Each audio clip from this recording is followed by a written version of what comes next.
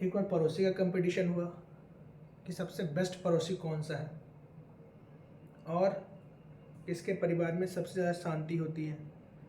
तो इस पर ऑब्जर्वेशन किया गया। ऑब्जर्वेशन में पाया गया कि भाई किसके घर में ज़्यादा झगड़े नहीं हो रहे हैं, कलह नहीं हो रही है, या फिर किसी तरह की कोई परेशानी नहीं हो रही है।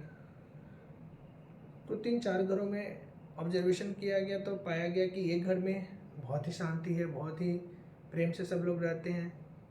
तो सभी 5 घर के हस्बैंड वाइफ को बुलाया गया और उनसे पूछा गया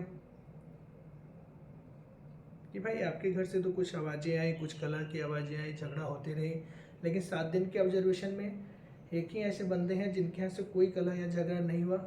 इसका कारण क्या है? इस कारण के पीछे कौन सा लॉजिक है?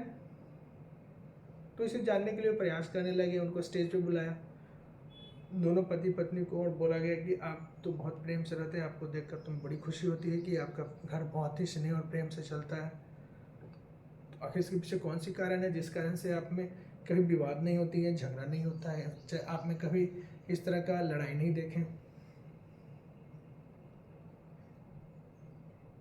उस दंपति में हस्बैंड साहब बोले कि हम लोगों में बहुत ज़्यादा म्यूचुअल अंडरस्टैंडिंग है सर। हम दोनों कोई भी कार्य करते हैं तो एक दूसरे के प्रति पूरी तरह से अंडरस्टैंड होकर कार्य करते हैं, एक दूसरे को समझते हैं और इस तरह से कार्य करते हैं। इस बात पर जो ऑब्जर्वेशन कर रहा था वो बोला किस तरह की ऑब्जर्वेशन, किस तरह की म्यूचुअल अंडरस्टैंडिंग है, थोड़ा बताएंगे?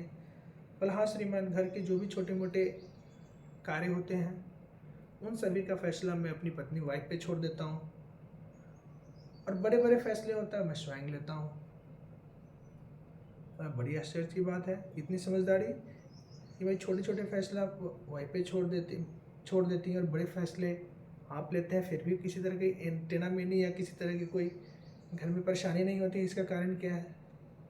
थोड़ा एक्सप्लेन करें इसे। तो उन्होंने बताया कि देखिए श्रीमान, घर में बच्चे को कहाँ पढ़ना है, किसको कितना फ़ी देना है, घर में कितना सामान आना है, टीवी खरीदनी है, फ्रिज खरीदनी है, गाड़ी खरीदनी है, ये सारे छोटे मोटे फैसले वाइफ करती हैं।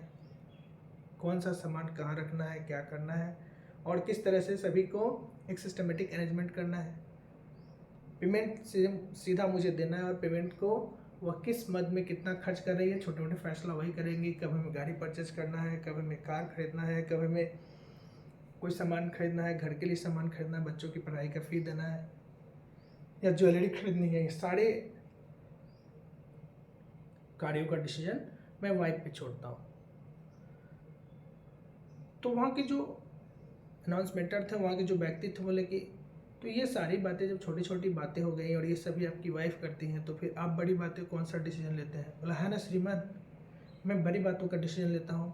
मैं यह डिसीजन लेता हूँ कि भारत पाकिस्तान का रिश्ता सही होना चाहिए या नहीं, भारत के अगले प्रधानमंत्री कौन बनेंगे, भारत चाइना का रिलेशन किस तरह से अच्छा बनेगा, क्या इंडिया को चंद्रयान 3 के बाद आगे बढ़ना चाहिए या नहीं।